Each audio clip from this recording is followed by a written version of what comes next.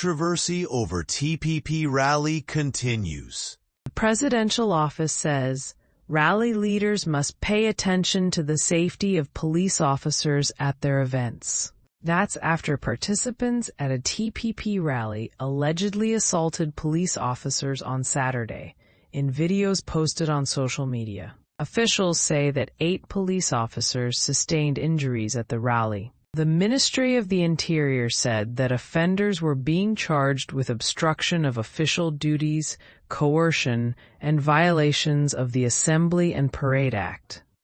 Meanwhile, Taipei Mayor Cheng Wan-an says that police must enforce the law, but added that he understood why TPP supporters were protesting. He also called on the public to demonstrate to support the rights of former party chair Kei Wen-jae. He added that the root cause of the incident is Kei's ongoing detention, which has now resulted in the injury of 8 police.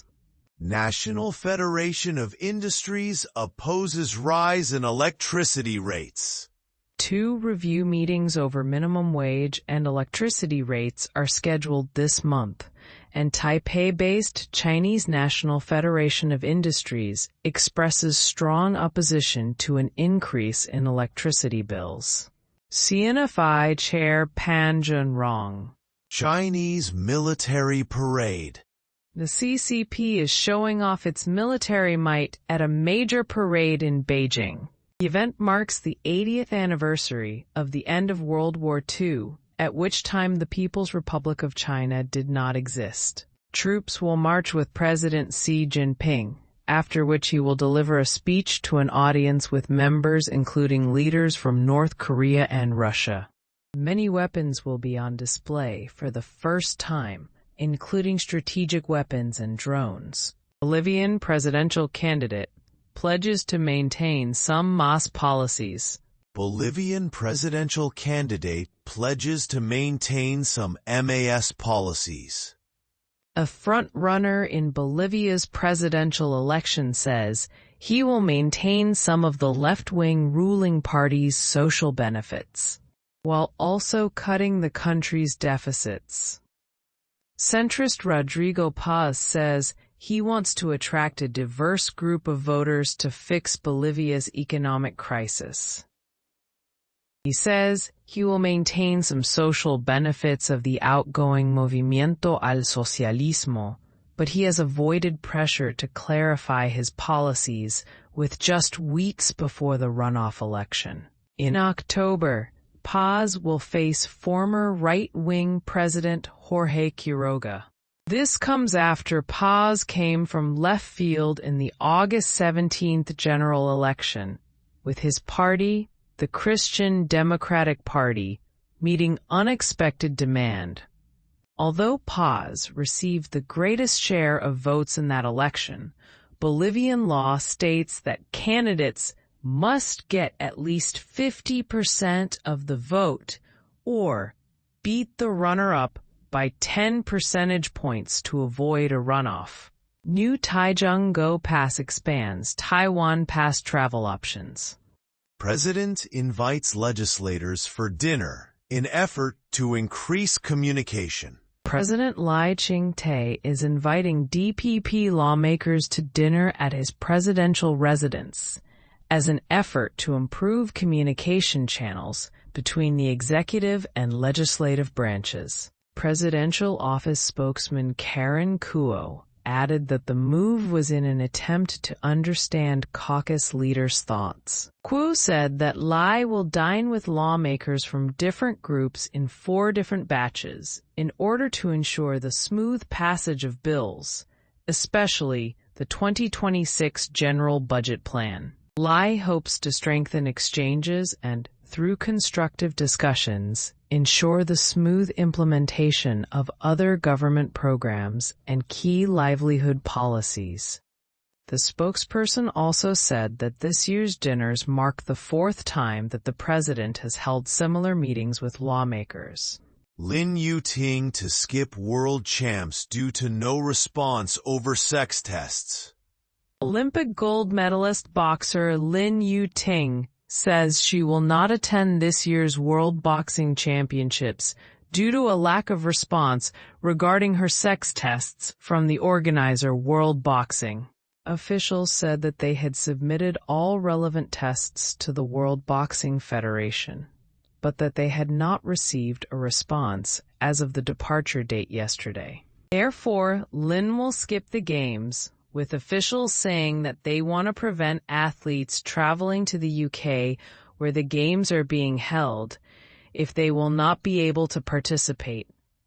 This comes after some raised concerns last year that Lin was not allowed to participate in women's boxing, despite the International Olympic Committee's continued confirmation of her eligibility. She has since been forced to miss multiple international competitions. 2025 Taipei Jazz Festival to kick off. The 2025 Taipei Jazz Festival kicks off tomorrow with performances happening across the city. The month-long festival is themed Jazz Everywhere, and organizers say it aims to bring jazz music to the streets, cultural centers, and outdoor venues of Taipei's 12 districts. Scheduled performances will take place in jazz clubs and music venues, but also make their way into museums, outdoor markets, and even the zoo.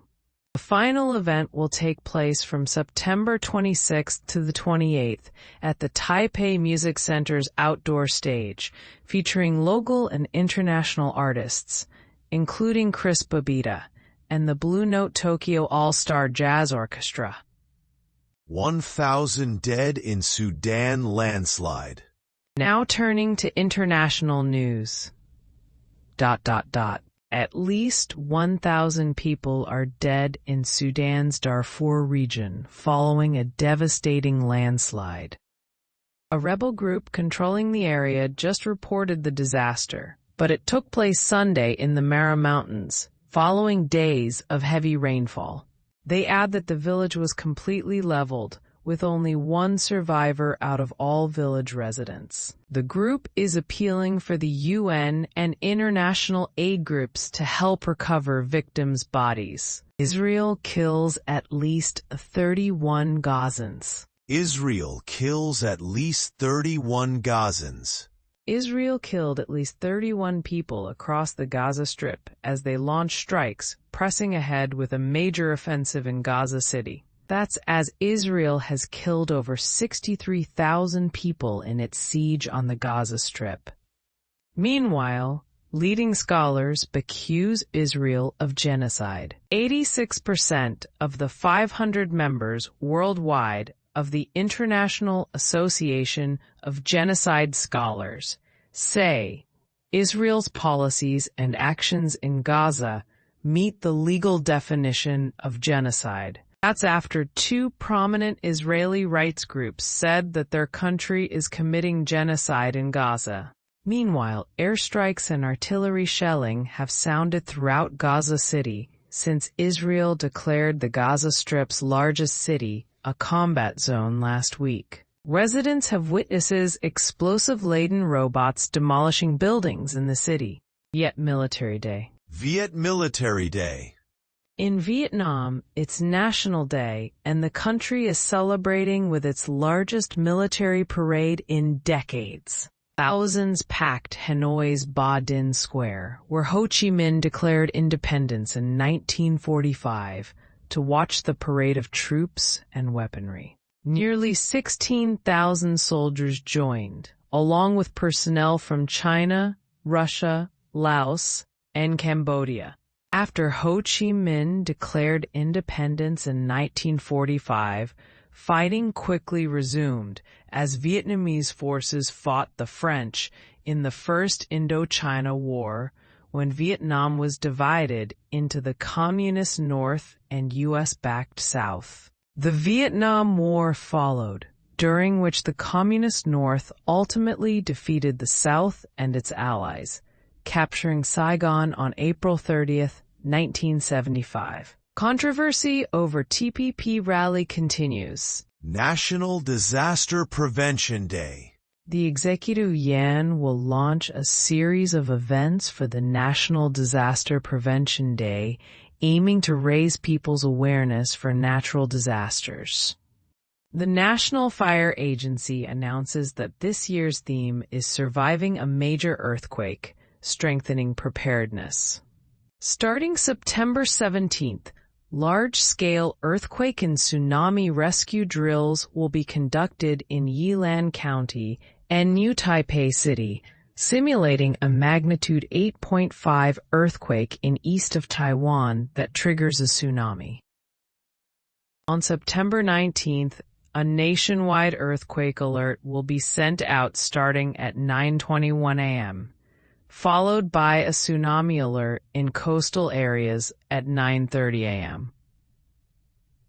At 10:59 a.m., 13 public television service channels will switch over to broadcast a major news drill and a pre-recorded presidential address. Interior Minister Liu Shifang says, as of this week, the NFA has offered disaster prevention training to 60,000 people, and over 100 community emergency response teams have also been established. She is encouraging the public to develop their ability to save and help themselves and rescue others as well. TSMC, Bavaria launch AI chip R&D center in Munich. TSMC, Bavaria launch AI chip R&D center in Munich. Germany's Bavarian state government has teamed up with Taiwan's semiconductor manufacturing company to establish a new AI chip research and development center at the Technical University of Munich. The Munich Advanced Technology Center for High-Tech AI Chips will focus on high-performance, customized AI chips and train students in semiconductor processes, with technical backing from TSMC. The center will receive about 4.5 million euros in joint funding from Bavaria's Science and Economic Affairs ministries. Officials say the project will boost Europe's chip design capabilities while addressing Germany's shortage of AI semiconductor talent. Bavarian ministers have praised TSMC's role in cultivating local expertise in advanced chip technologies. KMT distances itself from former chair's attendance at CCP parade. The KMT is trying to distance itself from former chair Heng Xiuzhe's attendance at tomorrow's CCP military parade in Beijing. Heng arrived in Beijing yesterday, saying that history must not be distorted, adding that the KMT was the party that established the Republic of China and led the 8-year war against Japanese invasion that ended in 1945. China has named the September 3 parade a Victory Day spectacle to claim part of the credit for Japan's surrender at the end of World War II 80 years ago. The KMT, on the other hand, says that Heng doesn't represent the party and that she can travel there as a private citizen freely, a right protected by the Constitution. Meanwhile, the DPP has condemned Heng's attending China's show of military force, saying that her attendance puts her in alignment with the PRC. The Ministry of Foreign Affairs also stressed that her appearance there does not reflect mainstream Taiwanese people's feelings and may send the wrong message to the international community regarding Taiwan's sovereignty. Tourism administrating promoting low-carbon travel.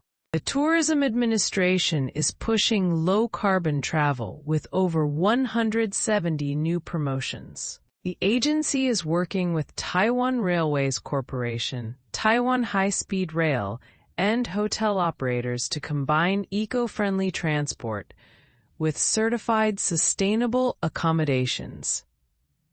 Visitors staying at hotels with sustainability labels can exchange vouchers for Taiwan Railways bento meals or VIP lounge passes. TRC is also bundling discount packages with sightseeing trains.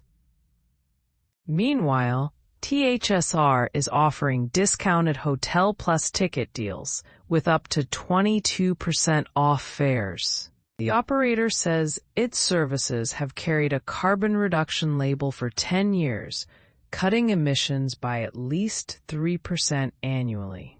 Officials say the goal is to make public transport and sustainable stays more attractive while lowering the sector's carbon footprint. Quarter of ICE products in Taipei fail safety checks. Taipei health officials say more than a quarter of ICE products tested in May and June failed inspection.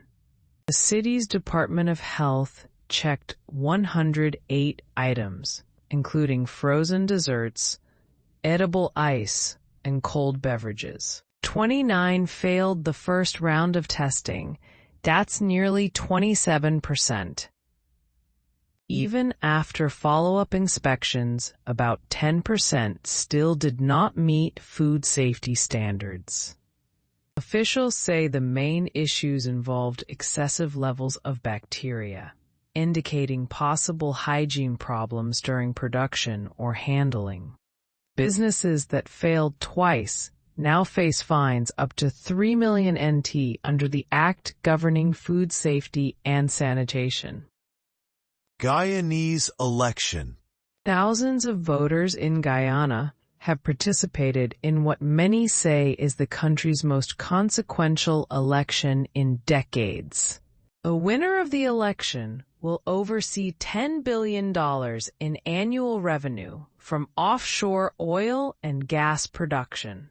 Guyana has recently transformed from a country traditionally dependent on gold, sugar, rice, and wood to one producing nearly 900,000 barrels of oil each day. That makes it the fastest-growing economy in the world, according to the World Bank. The 6 parties taking part in the election are fighting for the presidency and seats in the 65-member parliament. National Disaster Prevention Day. 2 arrested for illegal logging in Taoyuan after police blunder. 2 men were arrested over the weekend in Taoyuan's Fuxing district for illegal logging, just days after police mistakenly pulled guns on a family in the same area. Police said the suspects, surnamed Cheng and Chang, were caught hiding in a creek bed after officers found valuable timber inside their SUV. Authorities seized 23 pieces of Taiwan incense cedar, jewel orchids, logging tools, and drug inhalers. Both men were transferred to the Taoyuan District Prosecutor's Office on charges of violating forestry and narcotics laws.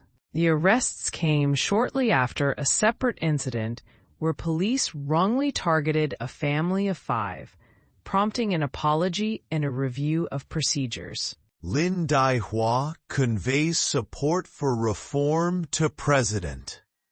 DPP lawmaker Lin Daihua says she will express her support for party reforms when she meets President Lai Ching-te for dinner at the presidential residence.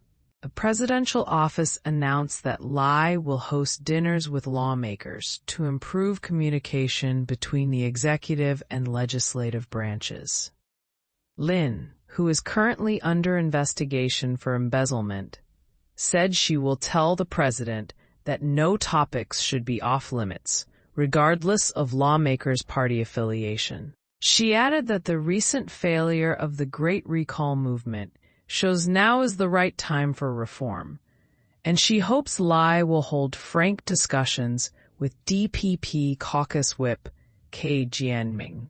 Lin also criticized the party for losing its momentum on reform, urging those in power to strengthen communication with people from all walks of life.